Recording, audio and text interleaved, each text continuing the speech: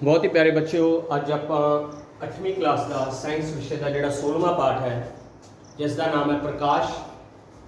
उस बारे आप जानकारी हासिल करांगे। तो सब तो पहली गल, जे प्रकाश ना हुंदा तो आप किसी वस्तु को नहीं देख सकते सी। जे आप एक दूजे को देख रहे हैं तो उसका कारण है सिर्फ तो सिर्फ प्रकाश। प्रकाश आपां नूं हर तरह की वस्तु को देखने के योग बनाता है। एक इत्थे चित्र दिखाया हुआ है जिस दे विच तुसीं देख सकते हैं प्रकाश के किसी सोमे तो प्रकाश की किरण निकल रही है, वो उस वस्तु ते टकरा के अपनी अखां विच दाखिल हो रही है। इस किरण ने इस वस्तु नूं आपां नूं देखण दे योग बनाउणा है, क्योंकि जदों इस ते प्रकाश पै के अपनी अखां विच दाखिल होया तो अपनी अखां विच इस दा प्रतिबिंब बनेगा, ना कि इस वस्तु का जिस विचों प्रकाश निकलिया। तो मुख तौर पर दो तरह के पदार्थ होंदे है जिन्हां ते प्रकाश पैंदा है। एक होंदे है दीपक ते एक होंदे है अदीपक। Luminous, non luminous. दीपक या ल्यूमिनस आप किन्हां नूं कह दिंदे हैं जिहड़े अपना प्रकाश आप छड्डदे। अपना प्रकाश आप छड्डण वाले किसी की उदाहरण दो मैनूं। हाँ बेटे, जिहड़े अपना प्रकाश आप छड्डदे हैं। जिवें कि लाइट। हाँ, लाइट किहदे चों निकलदी है? बल्ब चों ही। बल्ब। तो बल्ब एक दीपक वस्तु है जिस विचों अपना प्रकाश निकलता है। मनवीर, कोई होर सोमा जिस विचों प्रकाश निकलता है? बैटरी। बैटरी जो आप जगाने सैलों के नाल तो उसके बल्ब विचों प्रकाश निकलता। जग ध्यान, सूरज। ये अपने ध्यान च होना चाहिए, क्योंकि जो जे आप ज्यों रहे हैं ना इस धरती पर, आप हवा पानी जो कुछ आप प्राप्त कर रहे हैं मुख्य तौर पर उससे सोमे करके है, सूरज करके। तो भी एक दीपक वस्तु है, ल्यूमिनस ऑब्जेक्ट है। पर वो वस्तुआं ਜਿਹੜੀਆਂ किसी तो प्रकाश ग्रहण करके चमकदियां हैं। हाँ, जागते अनुसार चंद्रमा, शाबाश, वो अदीपक है, नॉन ल्यूमिनस है, उसका अपना प्रकाश नहीं हैगा। वो सूरज तो प्रकाश लैके चमकदा है तो रात वेले आपां नूं वो दिसदा, क्योंकि रात वेले जिहड़ा सूरज है जिथे आपां रह रहे होंदे हां उसदे बिल्कुल उल्ट पासे दूसरे पासे हुंदा है धरती दे। तो प्रकाश जिहड़ा हैगा हनेरे विच सानू वस्तुआं नूं देखण दे योग बनाता है। तो कोई भी वस्तु तां ही आपां नूं दिखदी है जदों उस तो जिहड़ी लाइट टकरा के अपनी अखां विच दाखिल होंदी है परावर्तन तो बाद, तो उस नाल आपां नूं वस्तु दिखाई दिंदी है। जिवें टॉर्च नाल इस नूं आ दिखाई दे रहा है। तो कोई भी सोमा जिहड़ा हैगा वो आपां नूं किसी वस्तु नूं देखण दे योग बनाउंदा है। तो वो प्रकाश करके ही हुंदा सारा कुछ। हुण जदों सूरज चों प्रकाश की किरण निकल के अपनी अख विच दाखिल हुई या किसी वस्तु ते वो किरण डिग के उथों प्रकाश परावर्तित हो गया अपनी अखां विच दाखिल होया, तो वो परावर्तन बारे आपां जाणांगे की है। जिस तरह आपां कंध ते गेंद टकराने हैं तो वापस अपने कोल आ जाती है उधरले पासे। बिल्कुल प्रकाश भी किसी सतह ते टकरा के उसके माध्यम विच वापस आ सकता है ते आउंदा है। तो प्रकाश के इस वर्तारे नूं आपां प्रकाश का परावर्तन कहने हैं या उन्होंने आपां कहने हैं रिफ्लैक्शन ऑफ लाइट।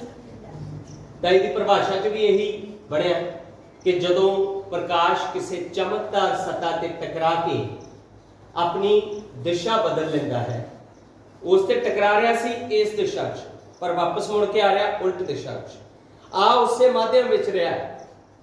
जे हवा विचों प्रकाश जा रही सी तो हवा विचों ही प्रकाश वापस आया उससे विच, तो उस नूं आपां प्रकाश का परावर्तन कहने हैं। जिवें कि इत्थे टॉर्च दी लाइट एक कंपैक्ट डिस्क ते लगी है, सीडी जिहड़ी हुंदी है, तो उस तो टकरा के वापस उसका जिहड़ा प्रतिबिंब है इस स्क्रीन दे उत्ते बन जाएगा। वो प्रतिबिंब स्क्रीन ते क्यों बनया? क्योंकि प्रकाश का परावर्तन होया, रिफ्लैक्शन ऑफ लाइट हुई। ਬਿਲਕੁਲ ਇਸੇ ਤਰ੍ਹਾਂ ਇੱਕ ਹੋਰ ਐਗਜ਼ਾਮਪਲ ਹੈ। ਹਾਂਜੀ, ਇਹਦੇ ਵਿੱਚ ਆਪਾਂ ਨੂੰ ਪਰਿਵਰਤਨ ਦੇ ਨਿਯਮ ਵੀ ਸਪਸ਼ਟ ਹੋਣਗੇ। ਦੇਖੋ, ਪ੍ਰਕਾਸ਼ ਦੇ ਪਰਿਵਰਤਨ ਦੇ ਦੋ ਨਿਯਮ ਹੁੰਦੇ ਆ। ਵੈਸੇ ਇਹ 10ਵੀਂ ਵਿੱਚ ਤੁਸੀਂ ਜ਼ਿਆਦਾ ਡਿਟੇਲ 'ਚ ਪੜ੍ਹੋਗੇ, ਉਹਨੂੰ ਜ਼ਿਆਦਾ ਡਿਟੇਲ 'ਚ ਆਪਾਂ ਨਹੀਂ ਜਾਂਦੇਗੇ, ਪਰ ਇਹ ਹੈ ਵੀ ਉਸ ਵਿੱਚੋਂ ਜਿਹੜੀ ਆਹ ਕਿਰਨ ਹੈ ਇਸ ਨੂੰ ਆਪਾਂ ਕਹਿੰਦੇ ਆ ਆਪਾਤੀ ਕਿਰਨ। ਕਿਹੜੀ ਕਿਰਨ ਹੈ? ਆਪਾਤੀ ਕਿਰਨ। ਔਰ ਇਨਸੀਡੈਂਟ ਰੇ, ਜਿਹੜੀ ਪ੍ਰਕਾਸ਼ ਦੇ ਕਿਸੇ ਸੋਮੇ ਤੋਂ ਆਪਣੇ ਤੱਕ ਆ ਰਹੀ ਹੈ ਤੇ ਜਿਹੜੀ ਪਾਲਿਸ਼ ਕੀਤੀ ਸਤ੍ਹਾ ਤੇ ਟਕਰਾ ਕੇ ਵਾਪਸ ਪਰਿਵਰਤਿਤ ਹੋ ਰਹੀ ਹੈ ਉਹਨੂੰ ਆਪਾਂ ਪਰਾਵਰਤਿਤ ਕਿਰਨ ਕਹਿੰਦੇ ਹਾਂ। ਕਿਹੜੀ ਕਿਰਨ? ਪਰਾਵਰਤਿਤ ਜਾਂ ਰਿਫਲੈਕਟਡ ਰੇ। ਠੀਕ ਹੈ, तो ਆ ਵੀ ਉਸੇ ਨੂੰ ਹੀ ਇੱਕ ਤਰੀਕੇ ਨਾਲ ਦਰਸਾਇਆ ਹੋਇਆ ਕਿ ਜਿਹੜੀ ਪ੍ਰਕਾਸ਼ ਦੇ ਸੋਮੇ ਤੋਂ ਆ ਰਹੀ ਹੈ ਇਨਸੀਡੈਂਟ ਰੇ, ਜਿਹੜੀ ਪਰਾਵਰਤਿਤ ਹੋ ਰਹੀ ਹੈ ਰਿਫਲੈਕਟਡ ਹੋ ਰਹੀ ਹੈ ਰਿਫਲੈਕਟਡ ਰੇ। ਅੱਛਾ, ਇਹਨਾਂ ਦੋਨਾਂ ਦੇ ਵਿਚਕਾਰ ਜਿਹੜਾ ਕੋਣ ਹੈ ਸਤ੍ਹਾ ਦੇ 90 ਡਿਗਰੀ ਤੇ ਅਭਿਲੰਬ ਨੂੰ ਮੰਨਿਆ ਜਾਂਦਾ ਹੈ, ਜਿਹਨੂੰ ਆਪਾਂ ਨਾਰਮਲ ਵੀ ਕਹਿੰਦੇ ਆ। ਉਸ ਦੇ ਹਿਸਾਬ ਦੇ ਨਾਲ ਹੀ ਇਹਨਾਂ ਦੋਨਾਂ ਦੇ ਕੋਣ ਪਤਾ ਕੀਤੇ ਜਾਂਦੇ ਆ। ਹੁਣ ਪਰਿਵਰਤਨ ਦਾ ਇੱਕ ਨਿਯਮ ਹੈ। ਇੱਕ ਨਿਯਮ ਇਹ ਹੈ ਕਿ ਅਭਿਲੰਬ ਦੇ ਨਾਲ ਆਪਾਤੀ ਕਿਰਨ ਦਾ ਤੇ ਅਭਿਲੰਬ ਦੇ ਨਾਲ ਪਰਾਵਰਤਿਤ ਕਿਰਨ ਦਾ ਦੋਨਾਂ ਦਾ ਕੋਣ ਬਰਾਬਰ ਹੁੰਦਾ ਹੈ। ਦੋਨਾਂ ਦਾ ਕੋਣ ਬਰਾਬਰ ਹੁੰਦਾ ਹੈ। ਜੇ ਇਹ incident angle of incidence 40 degree है तो एंगल ऑफ रिफ्लेक्शन भी 40 डिग्री होगा। इस ਨੂੰ ਆਪਾਂ आपतन कोण कहने हैं, इस ਨੂੰ ਆਪਾਂ परावर्तित कोण कहने हैं। ਕਿਹੜਾ ਕੋਣ ਕਹਿੰਦੇ ਆ? परावर्तित कोण। ਦੋਨੇ ਬਰਾਬਰ ਹੋਣਗੇ। ਜੇ ਸਤ੍ਹਾ ਦੇ 90 डिग्री ਤੇ ਇਹ ਆ ਜੇ, ਮਤਲਬ ਨਾਰਮਲ ਦੇ ਉੱਤੇ ਓਵਰਲੈਪ ਕਰ ਜੇ, ਫਿਰ ਉਸ ਵੇਲੇ ਆਪਣਾ एंगल ऑफ इंसिडेंस ਤੇ एंगल ऑफ रिफ्लेक्शन ਦੋਨੇ 0 डिग्री है। ਦੋਨੇ 0 डिग्री। ਤਾਂ ਇਹ ਸਾਰਾ ਕੁਝ ਕਿਸ ਵਿੱਚ ਹੁੰਦਾ ਹੈ? ਇਹ ਆਪਾਂ ਪਲੇਨ ਮਿਰਰ ਦਿਖਾਇਆ, ਸਮਤਲ ਦਰਪਣ ਉਸ ਦੇ ਵਿੱਚ ਵੀ ਆ ਇਸ ਤਰ੍ਹਾਂ ਦਿਖਾਇਆ। ਤੋਂ ਆ ਆਪਣੇ ਜਿਹੜੇ ਪਰਿਵਰਤਨ ਦੇ ਨਿਯਮ ਹੈ, ਜਿਹੜਾ ਪਹਿਲਾ ਨਿਯਮ ਹੈ ਉਹ ਮੈਂ ਤੁਹਾਨੂੰ ਦੱਸ ਚੁੱਕਿਆ ਕਿ angle of incidence is always equal to angle of reflection. आपतन कोण हमेशा परावर्तन कोण ਦੇ बराबर ਹੁੰਦਾ ਹੈ। दूसरा नियम ਇਹਦਾ ਕੀ ਹੈ? दूसरा नियम ਇਹ ਕਹਿੰਦਾ ਹੈ ਕਿ incident ray, reflected ray and normal all lie on the same plane. मतलब ਤਿੰਨਾਂ ਦਾ ਕਿਤੇ ਨਾ ਕਿਤੇ ਜੋੜ ਹੈ ਇਸ ਸਤ੍ਹਾ ਦੇ ਉੱਤੇ। ਤਾਂ ਆਪਾਂ ਕਹਾਂਗੇ ਕਿ ਆਪਾਤੀ ਕਿਰਨ, ਪਰਾਵਰਤਿਤ ਕਿਰਨ ਅਤੇ ਅਭਿਲੰਬ ਤਿੰਨੋਂ ਇੱਕੋ ਸਤ੍ਹਾ ਤੇ ਹੁੰਦੇ ਹਨ। ਤਿੰਨੋਂ ਇੱਕੋ ਸਤ੍ਹਾ ਤੇ ਹੁੰਦੇ ਹਨ। तो ਇਹ ਦੋ ਨਿਯਮ ਹੈ ਪਰਿਵਰਤਨ ਦੇ, ਜਿਹੜੇ ਕਿ ਤੁਹਾਨੂੰ ਪੇਪਰ 'ਚ ਆ ਵੀ ਸਕਦੇ ਆ, ਤੇ ਇਹ ਚੰਗੀ ਤਰ੍ਹਾਂ ਇਹ ਦੋਨੇ ਨਿਯਮ ਤੁਸੀਂ ਕਰਨੇ ਆ। ਪਹਿਲਾ ਨਿਯਮ ਤੁਹਾਨੂੰ ਦੱਸਿਆ ਸੀ angle of incidence is equal to angle of reflection. दूसरा नियम क्या है? Incident ray, reflected ray and normal at the point of incidence. Point of incidence किहड़ा? आ वाला point. All lie in the same plane. ठीक है, सारे इक्को सतह ते हुंदे हन। तो हुण जे आपां ये एक प्रैक्टिकल एक्टिविटी दिखाई है कि एक लेजर की किरण इत्थे टकराई गई है। ਇਹ ਥੱਲੇ ਆਪਣੇ ਕੋਲੇ ਇੱਥੇ ਲਾਇਆ ਹੋਇਆ ਹੈ ਸਮਤਲ ਦਰਪਣ। ਕੀ ਲਗਾਇਆ ਹੋਇਆ? ਸਮਤਲ ਦਰਪਣ। ਇੱਥੇ ਪ੍ਰੋਟੈਕਟਰ ਰੱਖੀ ਹੋਈ ਹੈ D ਹੈ, ਉਹਨੂੰ ਬਿਲਕੁਲ ਉਹਦੇ ਸਟ੍ਰੇਟ ਰੱਖਿਆ, ਮਤਲਬ ਸਮਤਲ ਦਰਪਣ ਇਸ ਤਰ੍ਹਾਂ ਪਿਆ ਤੇ ਇਸ ਤਰ੍ਹਾਂ D ਰੱਖੀ ਹੈ। ਠੀਕ ਹੈ, ਹੁਣ ਜਦੋਂ D ਤੇ 20 ਡਿਗਰੀ ਤੇ ਆ ਲੇਜ਼ਰ ਦੀ ਕਿਰਨ ਪਾਈ ਤੇ ਉਹਨੂੰ ਸੈਂਟਰਲਾਈਜ਼ ਕਿੱਥੇ ਕੀਤਾ? ਇਸ ਪੁਆਇੰਟ ਤੇ ਜਿੱਥੇ ਅਭਿਲੰਬ ਹੈ। ਠੀਕ ਹੈ, ਇਸ ਪੁਆਇੰਟ ਤੇ D ਦਾ ਜਿੱਥੇ 0 ਡਿਗਰੀ ਦਾ ਦੋਨਾਂ ਦਾ ਇੱਥੇ ਸਤ੍ਹਾ ਦਾ ਜੁਆਇਨ ਹੁੰਦਾ, ਉੱਥੇ ਕਿਰਨ ਪਾਈ ਤਾਂ ਉਸ ਦੀ ਰਿਫਲੈਕਟਡ ਰੇ ਚੈੱਕ ਕੀਤੀ। ਰਿਫਲੈਕਟਡ ਰੇ ਵੀ ਆ ਦੇਖੋ 20 ਡਿਗਰੀ ਤੇ ਹੈ।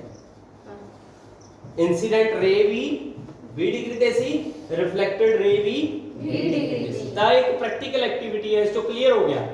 ਆਪਾਂ ਘਰੇ ਵੀ ਕਰਕੇ ਦੇਖ ਸਕਦੇ ਹਾਂ ਜੇ ਆਪਣੇ ਕੋਲ ਲੇਜ਼ਰ ਪੜਾਉਣੇ ਵਾਲੀ ਹੁੰਦੀ ਹੈ, ਇੱਕ ਲੇਜ਼ਰ ਉਹ ਵਾਲੀ।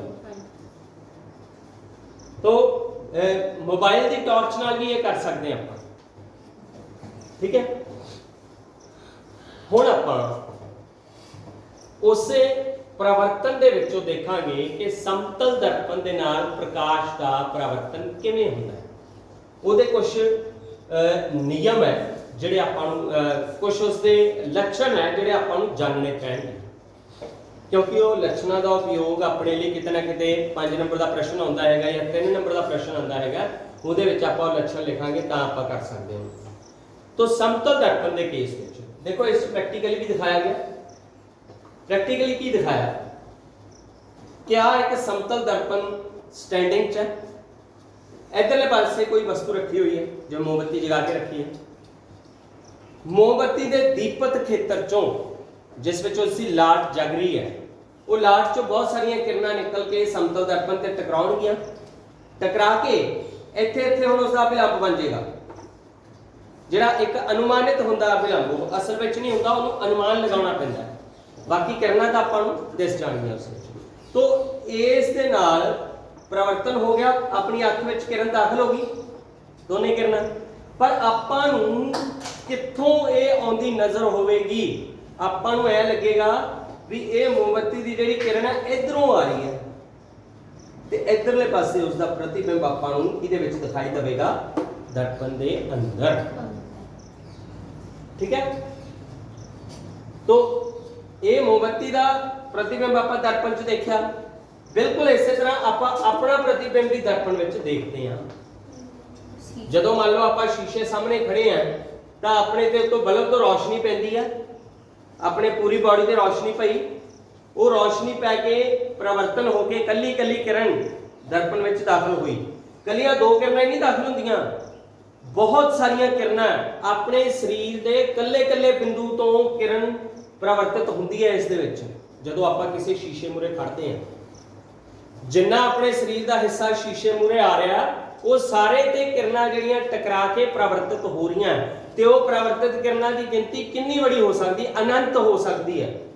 पर तुहानूं समझाउण लई सिर्फ इत्थे दो किरणा ही दिखाईआं गईआं। तो वो किरणा जिहड़ियां हैगियां परिवर्तन तो बाद अपनी अख नूं कित्थों लगेगा भी इधरों उसकी जिहड़ी हैगी आ आपां नूं वस्तु दिख रही, तो अपना प्रतिबिंब आपां नूं दर्पण विच दिखाई देवेगा। तो हुण इस दे गुण किहड़े-किहड़े आ, भाव समतल दर्पण नाल जिहड़ा प्रतिबिंब बनदा उसके किहड़े-किहड़े गुण हुंदे हन।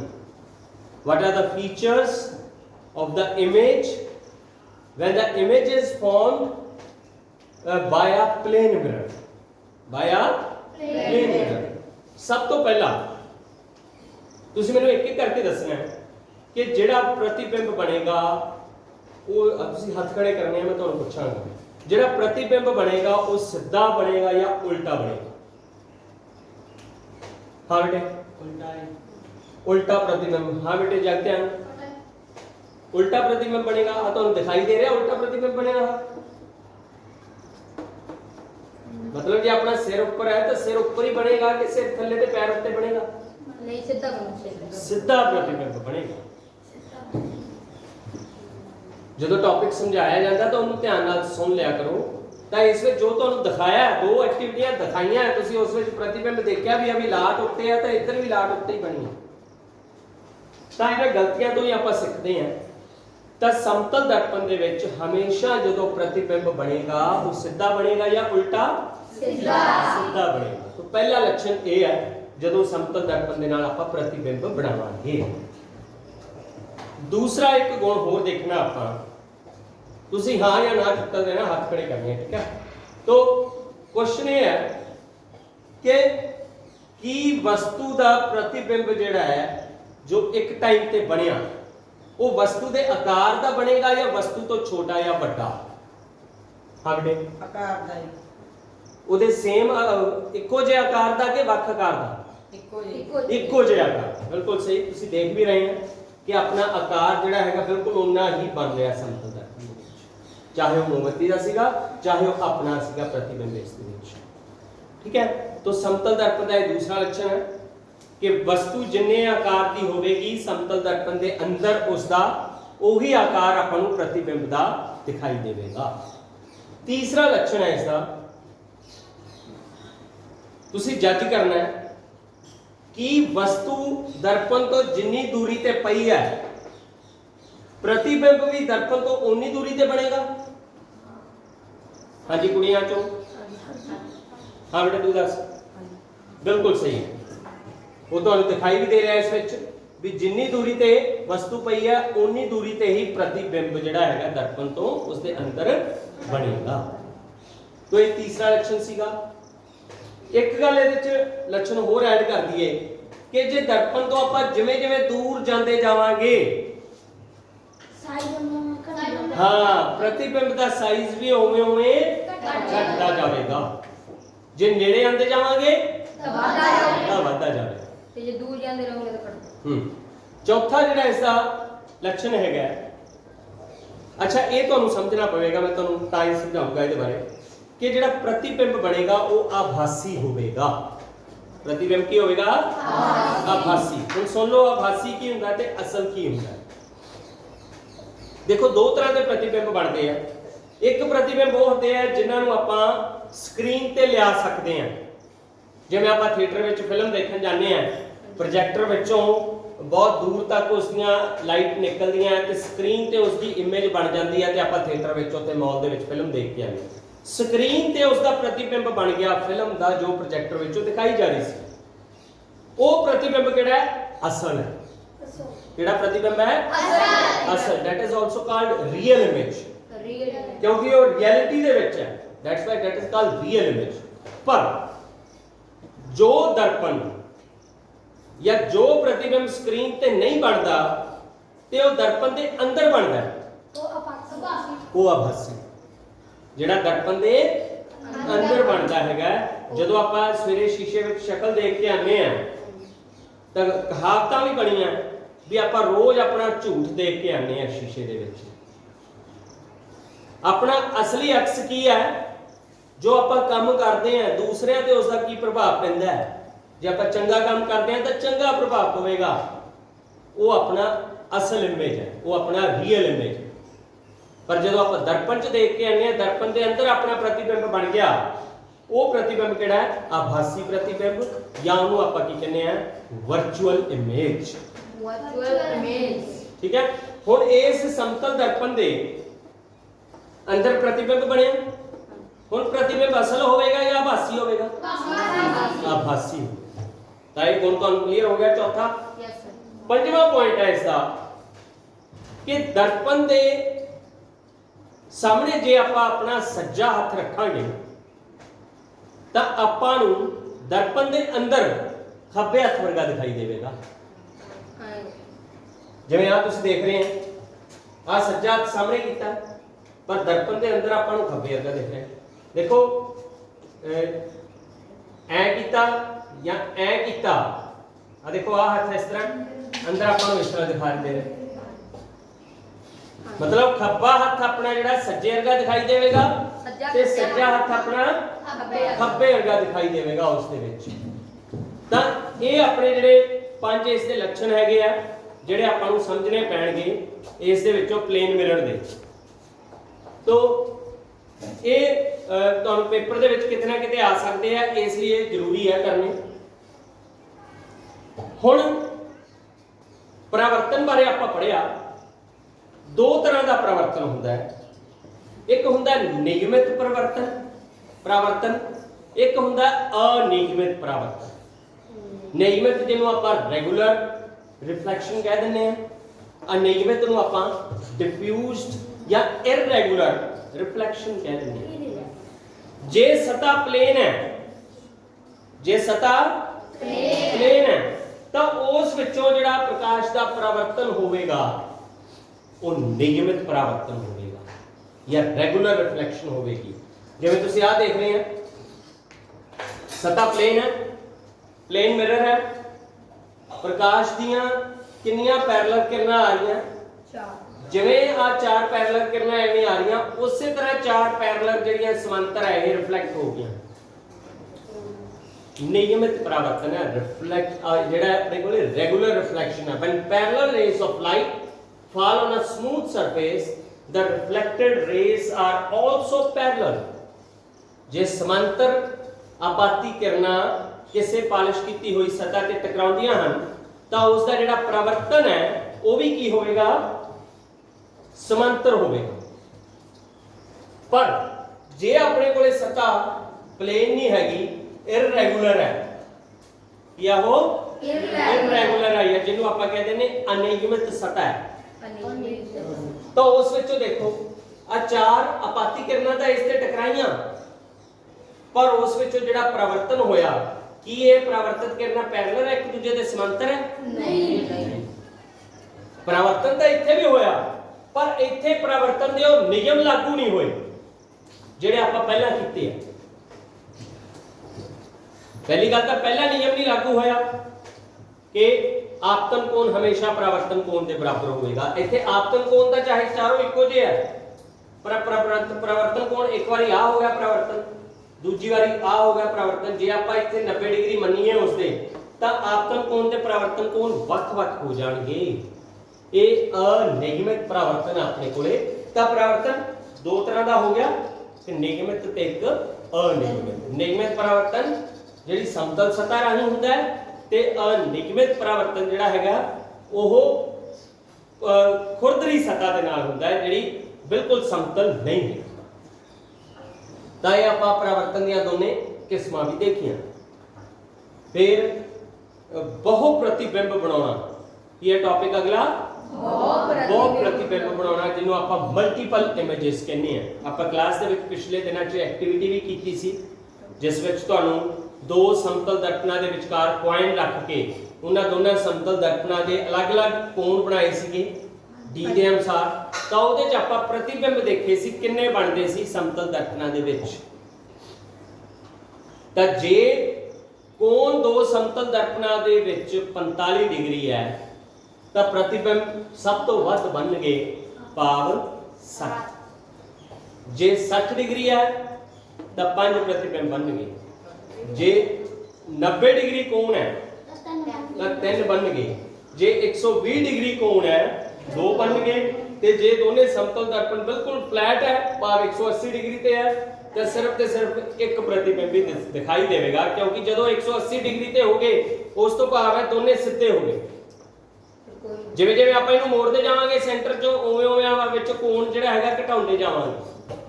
ठीक है, तो जदों 180 डिग्री ते हो गए तो उहदे विच कोई भी प्रतिबिंब नहीं बनेगा। पर जे आपां दोनों दे विच दोने दर्पण एक दूजे के सामने रखते, दोने दर्पण एक दूजे के सामने रखते ते ओहदे विच आपां पॉइंट रखता तो आपां जदों दर्पण दे विच ओहदी शक्ल देखांगे ना बहुत सारे बन गए उस विच।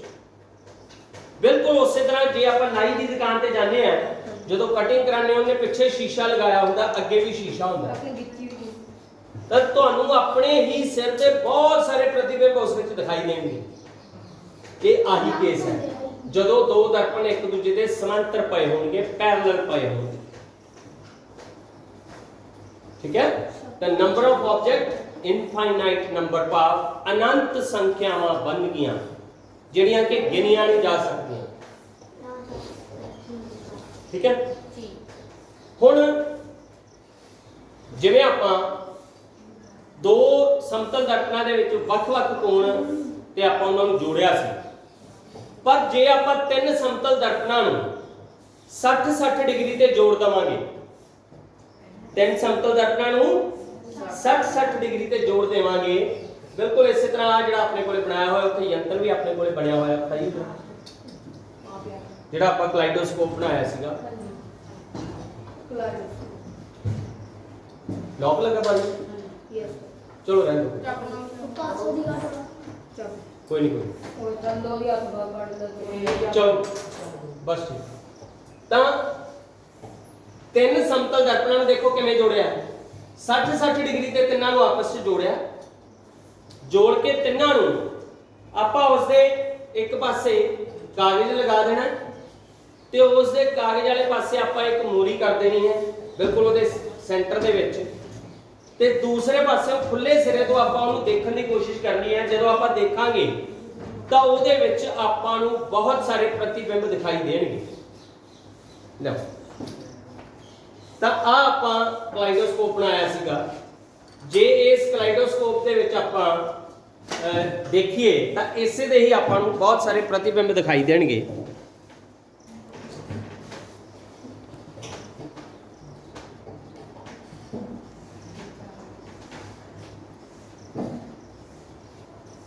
इस चित्र च तुहानूं दिखाई दे रहा लगभग 4-5 बिंदु के तुहानूं प्रतिबिंब दिखाई दे रहे हैं।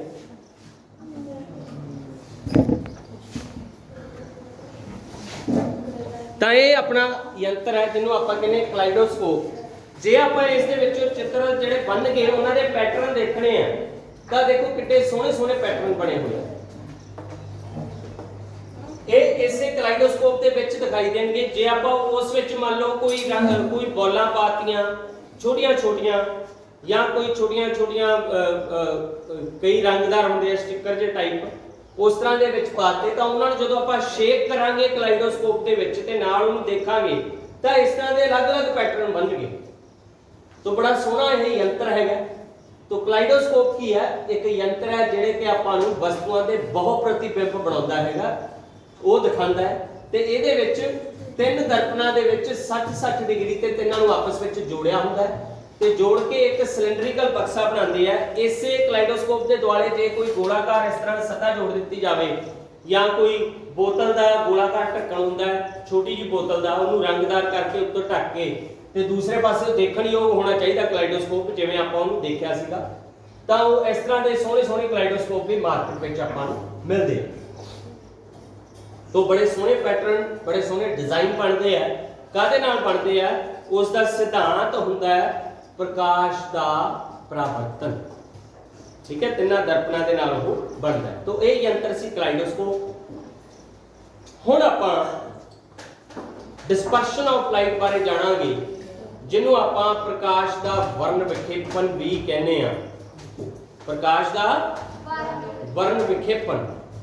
तो प्रकाश का वर्ण विखेपन जिहड़ा हैगा किहड़े यंत्र राਹੀਂ ਹੁੰਦਾ है? उस यंत्र का नाम है प्रिज्म, जिहड़ा कि इत्थे अपने कोले बनया होया। अपने कोले लैब विच आम तौर ते हुंदा भी है, जिवें कि तुसीं देख सकते हैं अपने कोले प्रिज्म है। प्रिज्म तीन सतहावां तो जोड़ के बनाया हुंदा है। बिल्कुल ये भी तीन सतहावां कलाइडोस्कोप वांगू ही 60-60 डिग्री ते जुड़ियां हुंदियां आपस विच। ਉਹਦੇ ਚ ਆਪਾਂ ਸਮਤਲ ਦਰਪਣ ਨੂੰ 60-60 ਡਿਗਰੀ ਤੇ ਜੋੜਿਆ ਸੀ, ਪਰ ਇਹਦੇ ਵਿੱਚ ਪਾਰਦਰਸ਼ੀ ਸਤ੍ਹਾ ਪੂਰੇ ਗਲਾਸ ਨੂੰ 60-60 ਡਿਗਰੀ ਤੇ ਉਸ ਤਰੀਕੇ ਨਾਲ ਉਹਦਾ ਸਾਂਚਾ ਤਿਆਰ ਕਰਕੇ ਆਪਣੇ ਕੋਲੇ ਮਾਰਕੀਟ ਵਿੱਚ ਲੈ ਆਂਦਾ ਹੈ। ਹੁਣ ਇਹਦੇ ਤਿੰਨ ਪਾਸੇ ਜਿਹੜੀਆਂ ਸਤਹਾਵਾਂ ਹੁੰਦੀਆਂ ਉਹ ਚੌਰਸ ਹੁੰਦੀਆਂ। ਤਿੰਨ ਪਾਸੇ ਚੌਰਸ ਸਤਹਾਵਾਂ ਹੁੰਦੀਆਂ ਤੇ ਦੋ ਪਾਸੇ ਤਿਕੋਣੀਆਂ ਸਤਹਾਵਾਂ ਹੁੰਦੀਆਂ। ਤਾਂ ਇਹ ਆਪਣੇ ਕੋਲੇ ਪ੍ਰਿਜ਼ਮ ਬਣਦਾ ਹੈ। ਹੁਣ ਇਸ ਪ੍ਰਿਜ਼ਮ ਦੇ ਵਿੱਚੋਂ ਜਦੋਂ ਇੱਕ ਕੋਨੇ ਤੋਂ ਪ੍ਰਕਾਸ਼ ਦੀ ਕਿਰਨ ਪੈਂਦੀ ਹੈ तो प्रकाश की किरण के 7 रंग होंगे। 7 रंगों तो मिलकर बनती है सफेद प्रकाश की किरण। तो इस विचों वो प्रकाश की किरण 7 रंगों में टुट जाती है। टुटती क्यों है? टुटन का कारण है प्रकाश का अपवर्तन। इस तो पहला आप पढ़ रहे थे प्रकाश का परावर्तन। हुण ये प्रिज्म विचों जिहड़ियां प्रकाश दी किरणां टुटदियां या प्रकाश ਦੀਆਂ ਵੱਖ-ਵੱਖ किरणां ਬਣਦੀਆਂ ਹੈ, ਉਹ ਬਣਨ ਦਾ ਕਾਰਨ ਹੈ ਪ੍ਰਕਾਸ਼ ਦਾ ਅਪਵਰਤਨ।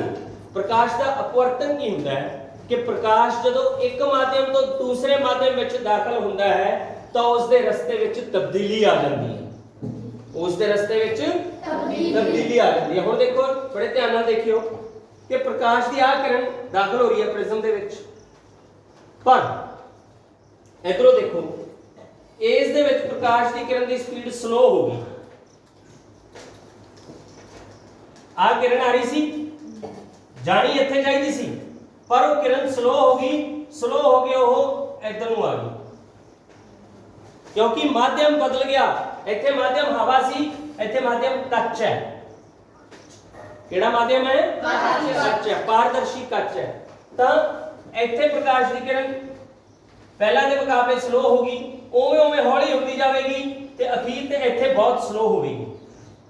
ਤਾਂ ਜਿਵੇਂ ਜਿਵੇਂ ਪ੍ਰਕਾਸ਼ ਦੀ ਸਪੀਡ ਘਟਦੀ ਜਾਵੇਗੀ ਉਵੇਂ ਉਵੇਂ ਉਸ ਦੇ ਰੰਗ ਤਬਦੀਲ ਹੁੰਦੇ ਜਾਣਗੇ। ਸਭ ਤੋਂ ਉੱਪਰ ਆਵੇਗਾ ਲਾਲ ਰੰਗ, ਸਭ ਤੋਂ ਥੱਲੇ ਆਵੇਗਾ ਵਾਇਲਟ ਜਾਂ ਜਿਹਨੂੰ ਬੈਂਗਣੀ ਰੰਗ ਵੀ ਆਪਾਂ ਕਹਿ ਦਿੰਦੇ ਹਾਂ। ਤਾਂ ਇਸ ਤਰ੍ਹਾਂ 7 ਰੰਗਾਂ ਦਾ ਇੱਕ ਸਪੈਕਟਰਮ ਬਣੇਗਾ। ਇੱਕ 7 ਰੰਗਾਂ ਦਾ ਜਿਹੜਾ ਸਪੈਕਟਰਮ ਹੈ ਉਸ ਦੇ ਵਿੱਚ 7 ਰੰਗ ਕਿਹੜੇ ਕਿਹੜੇ ਹੈ? Violet, indigo, blue, green, yellow, orange, red. ਤਾਂ ਬਿਲਕੁਲ ਇਸੇ ਤਰ੍ਹਾਂ ਹੀ ਸਤਰੰਗੀ ਪੀਂਘ ਅਸਮਾਨ ਵਿੱਚ ਬਣਦੀ ਹੈ। ਜਦੋਂ ਬਾਰਿਸ਼ ਪੈਂਦੀ ਹੈ ਤਾਂ ਬਾਰਿਸ਼ ਦੇ ਦੌਰਾਨ ਕੀ ਹੁੰਦਾ ਹੈ ਕਿ ਕੁਝ ਬੂੰਦਾਂ ਜਿਹੜੀਆਂ ਪਾਣੀ ਦੀਆਂ ਉਹ ਅਸਮਾਨ ਦੇ ਵਿੱਚ ਜੰਮੀਆਂ ਰਹਿ ਜਾਂਦੀਆਂ। ਤਾਂ ਉਹ ਬੂੰਦਾਂ ਜਿਹੜੀਆਂ ਜੰਮੀਆਂ ਰਹਿ ਜਾਂਦੀਆਂ ਉਹਨਾਂ ਵਿੱਚੋਂ ਜਦੋਂ ਪ੍ਰਕਾਸ਼ ਨਿਕਲਦਾ ਹੈ ਤਾਂ ਪ੍ਰਕਾਸ਼ ਬਿਲਕੁਲ ਇਸੇ ਤਰ੍ਹਾਂ ਇੱਕ ਬੂੰਦ ਵਿੱਚੋਂ ਪ੍ਰਕਾਸ਼ ਨਿਕਲ ਕੇ ਇਸ ਤਰ੍ਹਾਂ ਉਹਦਾ 7 ਰੰਗਾਂ ਦਾ ਸਪੈਕਟਰਮ ਬਣ ਜਾਂਦਾ ਹੈ, ਜਿਹੜਾ ਕਿ ਲਗਾਤਾਰ ਇੱਕ ਸਤਰੰਗੀ ਪੀਂਗ ਦੇ ਪੈਟਰਨ ਵਿੱਚ ਆਪਣੇ ਕੋਲੇ ਅਸਮਾਨ ਵਿੱਚ ਦਿਖਾਈ ਦਿੰਦਾ ਹੈ। ਤਾਂ ਉਹਦਾ ਸਿਧਾਂਤ ਵੀ ਕੀ ਹੈ? ਪ੍ਰਕਾਸ਼ ਦਾ ਵਰਣ ਵਿਖੇਪਨ ਹੈ, ਡਿਸਪਰਸ਼ਨ ਆਫ ਲਾਈਟ ਹੈ। ਲਾਈਟ ਟੁੱਟ ਜਾਂਦੀ ਹੈ, ਠੀਕ ਹੈ।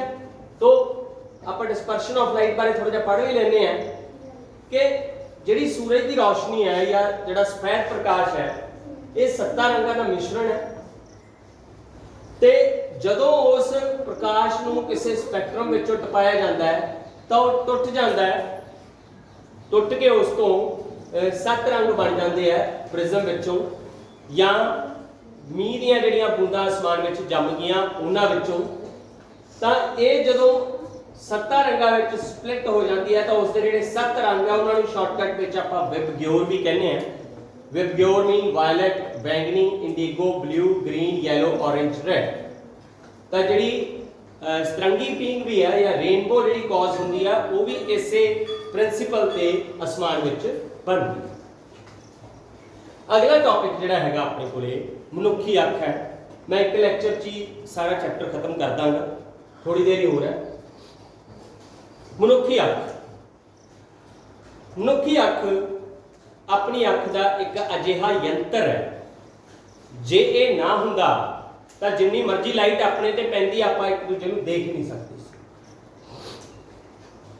ਤਾਂ ਸਭ ਤੋਂ ਬਾਹਰਲੀ ਪਤਲੀ ਝਿੱਲੀ ਜਿਹੜੀ ਵਾਯੂਮੰਡਲ ਦੇ ਸੰਪਰਕ ਵਿੱਚ ਹੁੰਦੀ ਆ ਆਪਣੇ ਅੱਖ ਦੀ, ਉਹਨੂੰ ਆਪਾਂ ਕਹਿੰਦੇ ਆ ਕਾਰਨੀਆ। ਕਾਰਨੀਆ ਕੀ ਕਹਿੰਦੇ ਆ? ਕਾਰਨੀਆ। ਤੁਸੀਂ ਪਿਆਜ਼ ਦੀਆਂ ਅਲੱਗ-ਅਲੱਗ ਤਹਿਾਂ ਦੇ ਵਿੱਚ ਇੱਕ ਬਰੀਕ ਜੀ ਝਿੱਲੀ ਦੇਖੀ ਹੋਣੀ ਹੈ, ਬਿਲਕੁਲ ਉਹੋ ਜੀ ਬਰੀਕ ਝਿੱਲੀ ਹੁੰਦੀ ਹੈ ਇਹ। ਉਸ ਦੇ ਥੱਲੇ ਅੱਖ ਨੂੰ ਬਾਹਰੋਂ ਬਚਾਉਣ ਦੇ ਲਈ ਇੱਕ ਬਹੁਤ ਵਧੀਆ ਤਹਿ ਹੁੰਦੀ ਹੈ ਜਿਹੜੀ ਅੱਖ ਦੇ ਆਕਾਰ ਨੂੰ ਵੀ ਬਣਾ ਕੇ ਰੱਖਦੀ ਹੈ, ਤੇ ਉਹ ਜ਼ਿਆਦਾਤਰ ਅੰਦਰ ਹੁੰਦੀ ਹੈ। ਆ ਜਿਹੜੀ ਤੁਹਾਨੂੰ ਔਰੇਂਜ ਰੰਗ ਦੀ ਦਿਖ ਰਹੀ ਹੈ, ਇਸ ਪੂਰੇ ਨੂੰ ਆਪਾਂ ਕੀ ਕਹਿੰਦੇ ਆ? ਸਕਲੈਰੋਟਿਕ। ਕੀ ਕਹਿੰਦੇ ਇਹਨੂੰ ਆਪਾਂ? ਸਕਲੈਰੋਟਿਕ। ਉਸ ਤੋਂ ਅੰਦਰਲੇ ਪਾਸੇ ਅੱਖ ਦੇ ਵਿੱਚ ਇੱਕ ਪੇਸ਼ੀਦਾਰ ਲੈਂਸ ਹੁੰਦਾ ਹੈ, ਜਾਂ ਜਿਹਨੂੰ ਮਸਕੂਲਰ ਲੈਂਸ ਵੀ ਆਪਾਂ ਕਹਿ ਦਿੰਦੇ ਆ। ਇਹ ਲੈਂਸ ਨੂੰ ਲੰਮਾ ਜਾਂ ਮੋਟਾ ਕੀਤਾ ਜਾ ਸਕਦਾ ਹੈ, ਲੰਮਾ ਜਾਂ ਛੋਟਾ, ਕਿਉਂਕਿ ਇਹਦੇ ਉੱਤੇ ਸਿਲਵਰੀ ਪੱਠੇ ਲੱਗੇ ਹੁੰਦੇ ਆ, ਸਿਲਵਰੀ ਮਸਲਸ, ਜਿਹੜੇ ਦੂਰੀ ਜਿਹੋ ਜੀ ਹੈ ਘੱਟ ਹੈ ਵੱਧ ਹੈ ਉਸ ਹਿਸਾਬ ਨਾਲ ਲੈਂਸ ਨੂੰ ਇਹ ਲੰਮਾ ਛੋਟਾ ਕਰਦੇ ਆ। ਤਾਂ ਬਿਲਕੁਲ ਲੈਂਸ ਦੇ ਮੂਹਰੇ ਤੁਸੀਂ ਕਾਲੇ ਰੰਗ ਦੀ ਆਪਣੇ ਇੱਕ ਦੇਖੀ ਹੋਣੀ ਹੈ ਜਿਸ ਨੂੰ ਆਪਾਂ ਕਹਿੰਦੇ ਆ ਆਇਰਸ। ਜੋ ਅੱਖ ਦੇ ਵਿੱਚ ਤੁਹਾਨੂੰ ਕਾਲੇ ਰੰਗ ਦਾ ਪਦਾਰਥ ਦਿਖ ਰਿਹਾ ਹੈ ਉਸ ਨੂੰ ਆਇਰਸ ਕਹਿੰਦੇ ਆ। ਉਹਦੇ ਵਿੱਚ ਇੱਕ ਬਰੀਕ ਜੀ ਛੇਕ ਹੁੰਦੀ ਹੈ ਜਿਹਨੂੰ ਪਿਊਪਲ ਜਾਂ ਪੁਤਲੀ ਕਹਿੰਦੇ ਆ ਪੰਜਾਬੀ ਵਿੱਚ। ਕੀ ਕਹਿੰਦੇ ਉਹਨੂੰ? ਪੁਤਲੀ। ਹੁਣ ਦੇਖੋ ਜਿਹੜਾ ਆਪਣਾ ਆਇਰਸ ਹੈ ਇਹ ਬਿਲਕੁਲ ਕੈਮਰੇ ਦੇ ਸ਼ਟਰ ਵਾਂਗੂ ਕੰਮ ਕਰਦਾ ਹੈ। ਹੁਣ ਜਦੋਂ ਫੋਟੋਗ੍ਰਾਫਰ ਫੋਟੋ ਖਿੱਚਦਾ ਨਾ ਤਾਂ ਆਪਣੇ ਕੈਮਰੇ ਦੇ ਲੈਂਸ ਨੂੰ ਸੈੱਟ ਕਰਦਾ ਹੈ ਦੂਰੀ ਦੇ ਅਨੁਸਾਰ। ਬਿਲਕੁਲ ਆਪਣਾ ਆਇਰਸ ਵੀ ਇੱਕ ਕੈਮਰਾ ਹੈ ਅੱਖ ਦਾ, ਜਿਸ ਨੇ ਕਿ ਲਾਈਟ ਦੀ ਮਾਤਰਾ ਨੂੰ ਕੰਟਰੋਲ ਕਰਕੇ ਆਪਣੇ ਪਿੱਛੇ ਰੈਟੀਨਾ ਤੇ ਵਸਤੂ ਦਾ ਪ੍ਰਤੀਬਿੰਬ ਬਣਾਉਣਾ ਹੈ। ਰੈਟੀਨਾ ਤੇ ਜਿਹੜਾ ਪ੍ਰਤੀਬਿੰਬ ਬਣੇਗਾ ਇਹ ਉਸੇ ਕਰਕੇ ਬਣਨਾ ਹੈ। ਤੋ ਇਹ ਅੱਖ ਦੇ ਆਪਣੇ ਹਿੱਸੇ ਆ, ਅੱਗੇ ਤੇ ਪਿੱਛੇ ਅੱਖ ਦੇ ਤਰਲ ਭਰਿਆ ਹੁੰਦਾ ਹੈ। ਆ ਪਿਛਲੇ ਪਾਸੇ ਰੈਟੀਨਾ ਹੈ ਜਿੱਥੇ ਵਸਤੂ ਦਾ ਪ੍ਰਤੀਬਿੰਬ ਬਣਦਾ ਹੈ। ਜਦੋਂ ਵਸਤੂ ਦਾ ਪ੍ਰਤੀਬਿੰਬ ਇੱਥੇ ਅੱਖ ਵਿੱਚ ਬਣਦਾ ਹੈ ਉਸ ਦਾ ਸੁਨੇਹਾ ਦਿਮਾਗ ਤੱਕ ਲੈ ਕੇ ਜਾਣ ਦੇ ਲਈ ਇੱਕ ਨਾੜੀ ਹੁੰਦੀ ਹੈ ਜਿਹਨੂੰ ਆਪਟਿਕ ਨਰਵ ਕਹਿੰਦੇ ਆਪਾਂ, ਤੋ ਜਾਂ ਜਿਹਨੂੰ ਪ੍ਰਕਾਸ਼ ਨਸ ਕਹਿ ਦਿੰਦੇ ਪੰਜਾਬੀ ਵਿੱਚ। ਕੀ ਕਹਿੰਦੇ ਆ? ਪ੍ਰਕਾਸ਼ ਨਸ। ਤੋ ਇਹ ਆਪਣੀ ਮਨੁੱਖੀ ਅੱਖ ਦੀ ਬਣਤਰ ਸੀਗੀ ਜਿਹੜੀ ਤੁਹਾਨੂੰ ਲਗਭਗ ਮੈਂ ਸਮਝਾ ਦਿੱਤੀ ਹੈ। ਇਸ ਰੈਟੀਨਾ ਦੇ ਉੱਤੇ ਦੋ ਤਰ੍ਹਾਂ ਦੇ ਸੈੱਲ ਹੁੰਦੇ ਆ, ਇੱਕ ਹੁੰਦੇ ਆ ਰੌਡ ਸੈੱਲ ਤੇ ਇੱਕ ਹੁੰਦੇ ਆ ਕੋਨ ਸੈੱਲ। ਕੋਨ ਸੈੱਲ ਜਿਹੜੇ ਹੈਗੇ ਆ ਇਹ ਆਪਾਂ ਨੂੰ ਵਿਸ਼ੇਸ਼ ਰੰਗ ਨੂੰ ਦੇਖਣ ਦੇ ਵਿੱਚ ਸਹਿਯੋਗੀ ਹੁੰਦੇ ਆ। ਰੌਡ ਸੈੱਲ ਪ੍ਰਕਾਸ਼ ਦੀ ਤੀਬਰਤਾ ਕਿੰਨੀ ਚਾਹੀਦੀ ਹੈ ਉਹਨੂੰ ਕੰਟਰੋਲ ਕਰਦੇ ਆ।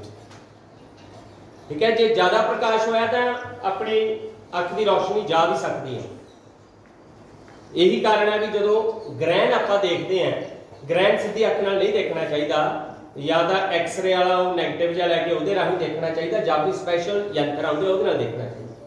ਉਹ ਗ੍ਰਹਿਣ ਵਾਲੀ ਜਿਹੜੀ ਰੌਸ਼ਨੀ ਆ ਬਹੁਤ ਤੇਜ਼ ਹੁੰਦੀ ਹੈ, ਕਿਉਂਕਿ ਬਹੁਤ ਸਾਰਾ ਹਿੱਸਾ ਜਿਹੜਾ ਕਿਸੇ ਹੋਰ ਵਸਤੂ ਦੇ ਕਰਕੇ ਲੁਕ ਗਿਆ ਹੁੰਦਾ, ਤੇ ਜਿਹੜਾ ਥੋੜਾ ਹਿੱਸਾ ਉਸ ਤੋਂ ਜ਼ਿਆਦਾ ਪ੍ਰਕਾਸ਼ ਆਉਂਦਾ ਤੇ ਨੇੜੇ ਹੁੰਦਾ ਉਹ, ਤਾਂ ਉਹ ਅੱਖ ਖਰਾਬ ਕਰ ਸਕਦਾ। ਤਾਂ ਇੱਕ ਤਾਂ ਇਹ ਗੱਲ ਹੋ ਗਈ। ਫਿਰ ਇਸ ਵਿੱਚ ਪ੍ਰਕਾਸ਼ ਨਸ ਨੇ ਸੁਨੇਹਾ ਲੈ ਕੇ ਜਾਣਾ ਹੈਗਾ, ਤੇ ਇੱਕ ਜਿਹੜਾ ਇਸ ਦਾ ਪਿਊਪਿਲ ਹੈ, ਜਿਹੜੀ ਪੁਤਲੀ ਹੈ, ਉਹਦੇ ਖੁੱਲਣ ਤੇ ਬੰਦ ਹੋਣ ਬਾਰੇ ਵੀ ਤੁਹਾਨੂੰ ਜਾਣਕਾਰੀ ਹੋਣੀ ਚਾਹੀਦੀ ਹੈ। ਜੇ ਮੰਨ ਲਓ ਬਾਹਰ ਪ੍ਰਕਾਸ਼ ਜ਼ਿਆਦਾ ਹੈ ਤਾਂ ਪੁਤਲੀ ਜਿਹੜੀ ਹੈ ਉਹ ਬਰੀਕ ਹੋ ਜਾਏਗੀ, ਛੇਕ ਛੋਟਾ ਹੋ ਜਾਏਗਾ। ਛੋਟਾ ਹੋਣ ਦਾ ਮਕਸਦ ਹੈ ਵੀ ਲਾਈਟ ਵੱਧ ਹੈ ਬਾਹਰ ਤੇ ਰੈਟੀਨਾ ਤੇ ਪ੍ਰਕਾਸ਼ ਉਨਾ ਕੁ ਜਾਵੇ ਜਿੰਨੇ ਕੁ ਨਾਲ ਆਪਾਂ ਵਸਤੂ ਦੇਖ ਸਕਦੇ ਹਾਂ। ਤੇ ਜਦੋਂ ਆਪਾਂ ਹਨੇਰੇ 'ਚ ਹੁੰਦੇ ਆ ਤਾਂ ਪੁਤਲੀ ਫੈਲ ਜਾਂਦੀ ਹੈ। ਇਹ ਤੁਸੀਂ ਐਕਟੀਵਿਟੀ ਆਪਣੀ ਅੱਖ 'ਚ ਟਾਰਚ ਮਾਰ ਕੇ ਵੀ ਚੈੱਕ ਕਰ ਸਕਦੇ ਆ, ਜੇ ਪੁਤਲੀ ਤੁਸੀਂ ਉਸ ਫੈਲਦੀ ਤੇ ਸੁੰਗੜਨੀ ਦੇਖਣੀ ਹੈ। ਸਿੰਪਲ ਐਕਟੀਵਿਟੀ ਹੈ। ਤੋ ਇਹ ਮਨੁੱਖੀ ਅੱਖ ਸੀ। ਹੁਣ ਮਨੁੱਖੀ ਅੱਖ ਦੇ ਨਾਲ ਸੰਬੰਧਿਤ ਦੋ ਦੋਸ਼ ਹੈ,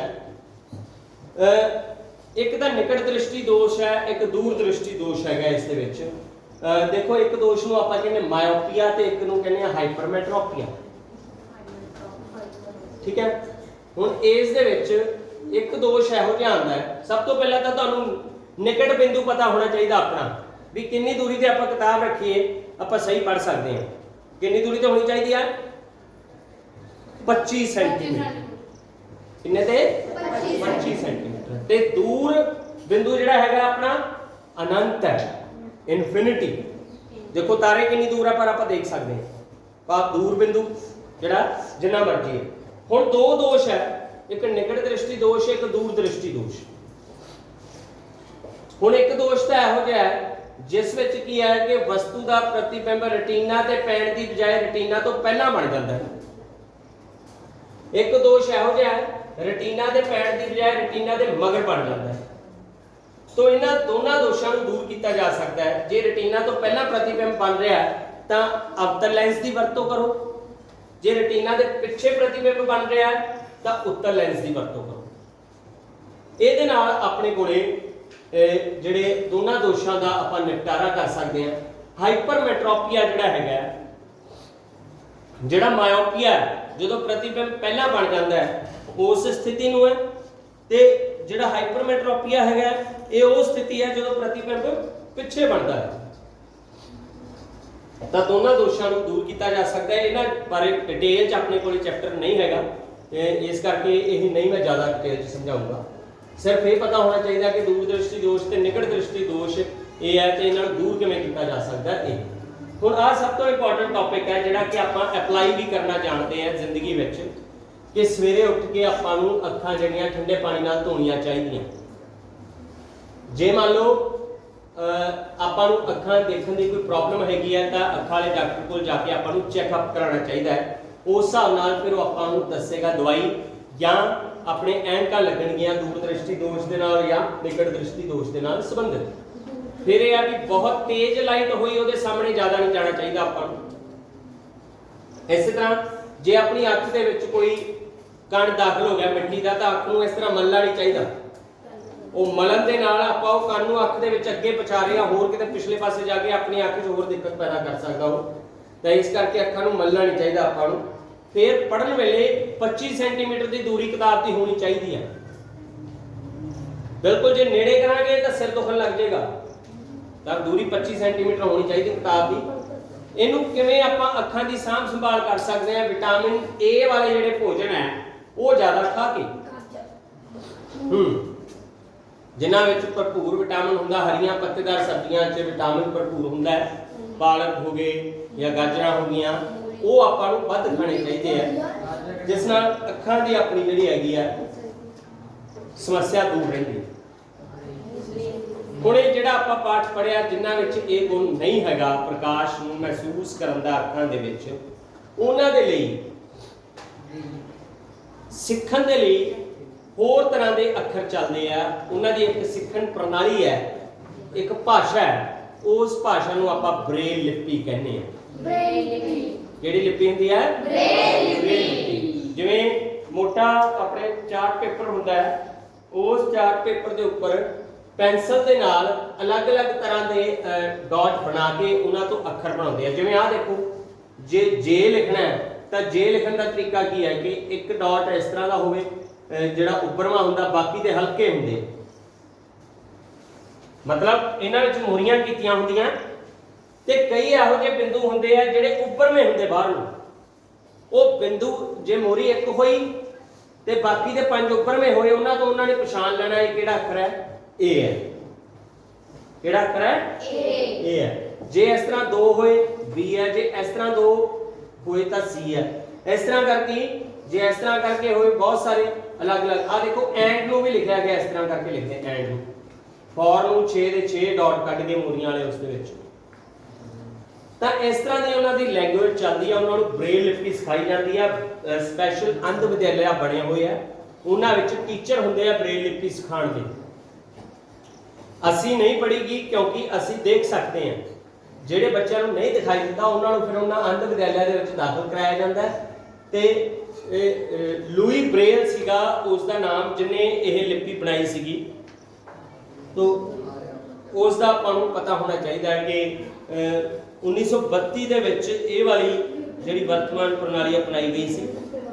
ਤੋ ਲੂਈ ਬ੍ਰੇਲ ਆਪ ਵੀ ਇੱਕ ਵਿਅਕਤੀ ਸੀ ਉਹ ਜਿਹਾ ਜਿਹਨੂੰ ਨਹੀਂ ਦਿਖਾਈ ਦਿੰਦਾ ਸੀ।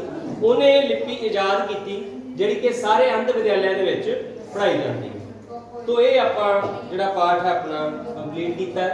ਇਹਦੇ ਨਾਲ ਆਪਣਾ ਜਿਹੜਾ ਪ੍ਰਕਾਸ਼ ਵਾਲਾ ਪਾਠ ਹੈ ਜਿਹੜਾ 16ਵਾਂ ਹੈ ਇਹ ਕੰਪਲੀਟ ਹੋ ਗਿਆ। ਇਹਦੇ ਨਾਲ ਸੰਬੰਧਿਤ ਬਹੁਤ ਸਾਰੇ ਪ੍ਰਸ਼ਨ ਹੈ ਤੁਹਾਡੇ ਕਿਤਾਬ ਦੇ ਵਿੱਚ, ਉਹਨਾਂ ਨੂੰ ਤੁਸੀਂ ਪੜ੍ਹਨਾ ਹੈ।